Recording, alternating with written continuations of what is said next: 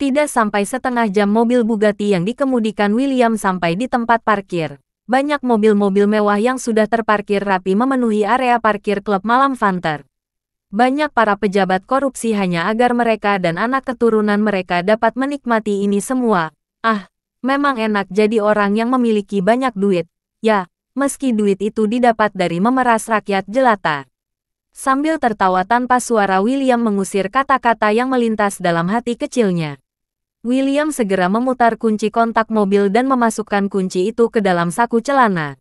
Tapi dia membatalkan niatnya membuka pintu mobil. Ekor matanya tanpa sadar melihat 4 lelaki bertubuh atletis melangkah tegap ke arah mobilnya. Ada senyum kecil yang menghias bibir tipisnya ketika tahu siapa yang mendatangi mobilnya. Mereka adalah Codet dan anak buahnya. Sudah hampir 2 tahun mereka bekerja sebagai pengawal di keluarga Om Do Sastro di Merja. Tadi, dalam perjalanan William memang menyempatkan diri untuk menelpon Om Bob dan memberitahu bahwa ia ingin ke klub Fanter. Padahal Om Bob cukup mengirim 2 pengawal untuknya. William menggelengkan kepala. Nasi sudah menjadi bubur, bisiknya seraya membuka kaca mobil. Malam tuan, ujar Codet dan ketiga temannya penuh hormat. William menganggukkan kepala dan tersenyum ramah kepada Codet dan teman-temannya. Lalu katanya sambil membenarkan anak rambut di dahinya yang tengah dipermainkan sepoi-sepoi angin malam.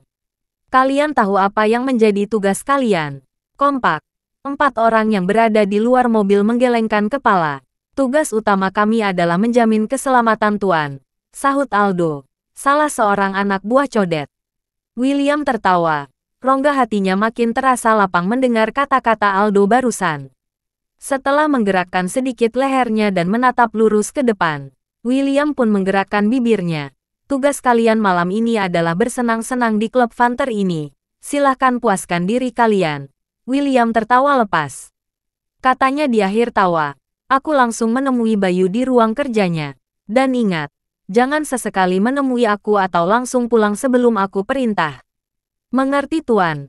Angguk Codet dan teman-temannya. Ya sudah. Aku akan masuk setelah kalian masuk. Lanjut William mengusir para pengawalnya untuk segera memasuki klub Fanter milik Bayu.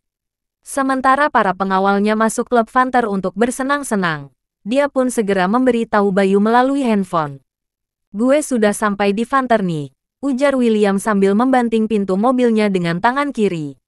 Lah iyalah, kan tangan kanannya lagi repot megangin handphone. Elu di mana bos? Biar nanti gue suruh anak buah gue buat ngajemput, sahut Bayu dengan nada penuh tanya. William tertawa keras mendengar ucapan Bayu.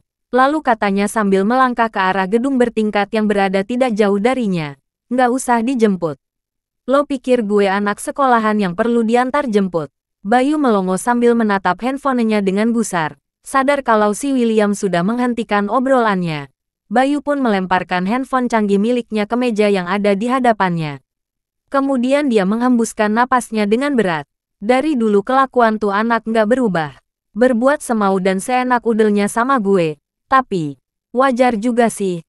Kan dia anak konglomerat di kota Wakanda ini. Maki hati kecil Bayu sambil tertawa miris.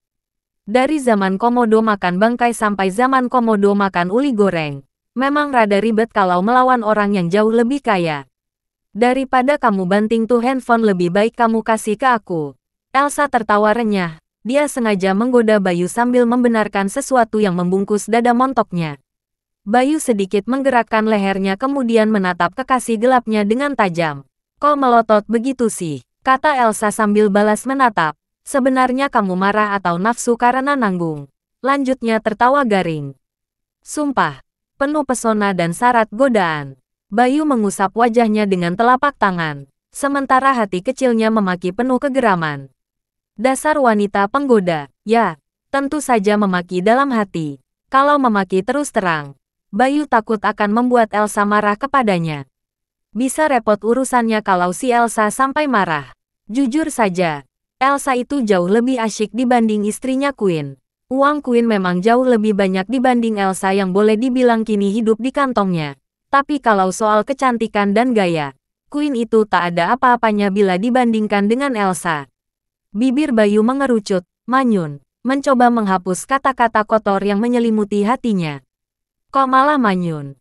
Seru Elsa yang sengaja duduk menggoda. Aku ngomong serius malah dimanyunin. Elsa bangkit dari duduknya sambil menepuk halus bokongnya yang berukuran size. Mau tidak mau. Padahal benar-benar mau. Bayu ikut-ikutan bangkit dari duduknya. Dengan langkah lebar dia menghampiri Elsa yang seakan-akan sengaja berdiri menantang. Menantangnya untuk pergi bersama ke langit yang ketujuh. Ajakan yang luar biasa super. Begitu pikir Bayu. Sayangnya, kehidupan yang ada di hadapan kita amat bertolak belakang dengan pikiran atau kemauan kita. Kalau kurang percaya, coba saja ditanyakan ke Bayu yang sudah mendapatkan bukti nyata dari Elsa, kekasih gelapnya yang diam-diam menyukai William. Bayu yang sudah berdiri kokoh di hadapan Elsa dapat memeluk Elsa dengan mudah. Tidak ada gerakan perlawanan sedikit pun. Namun saat hendak mendaratkan ciuman ke bibir basah Elsa, wanita itu menggerakkan wajahnya ke samping, membuat ciuman Bayu mendarat di tempat kosong. Cium dah tuh angin. Ada apa? Tanya Bayu akhirnya saat tersadar bahwa dia hanya mencium angin. Sungguh, kenyataan ini baru pertama kali terjadi. Biasanya, Elsa selalu membalas ciumannya dengan mesra. Ada apa, El? Lanjut Bayu ketika Elsa tetap mengunci bibir seksinya rapat-rapat. Bukannya menjawab, Elsa malah mendorong tubuh Bayu yang masih memeluknya. Oke, kata Bayu sambil melepaskan pelukannya. Sebaiknya kamu ke ruanganmu. Sebentar lagi si iblis tampan pasti datang. Bisa runyam urusannya kalau dia datang dari kamu masih di ruangan ini dengan pakaian sedikit berantakan. Terang Bayu panjang lebar. Iblis tampan. Tanpa sadar Elsa mengerutkan keningnya. Siapa yang kamu maksud dengan iblis tampan itu? Lanjut Elsa dengan rasa penuh ingin tahu. Siapa lagi kalau bukannya William? Sahut Bayu sambil melangkah ke bangku kerjanya. Oh si William. Sahut Elsa sambil menyembunyikan rasa senang di hatinya. Lalu tanpa diperintah 2 kali, Elsa langsung melangkah meninggalkan ruangan Bayu dan kembali ke ruangannya. Setelah menutup pintu ruang kerja Bayu, Elsa melangkah pasti menuju bangkunya yang terletak tak jauh dari pintu ruang kerja bosnya. Dengan cepat Elsa duduk dan mengeluarkan cermin kecil dari dalam tasnya. Saat gendang telinganya mendengar suara ketukan di pintu, dia segera meletakkan kembali cermin kecil itu ke dalam tasnya. Silahkan masuk, kata Elsa yang pura-pura sibuk dengan laptop di hadapannya. Tak lama kemudian pintu terbuka perlahan, lalu masuk seorang lelaki atletis berwajah tampan dengan senyum menggoda. Ya Tuhan, Elsa melemparkan pandangannya, menghindar dari tatapan penuh pesona tamunya itu. Mendadak detak jantungnya berbunyi nyaring, seperti suara beduk malam takbiran. Benar pendapat Bayu, William benar-benar tampan, tapi julukan iblis itu, ya, mengapa si Bayu menjulukinya si iblis tampan? Ataukah di balik ketampanan wajahnya dia memiliki perilaku seperti iblis? Bisik hati kecil Elsa dengan pandangan nanar.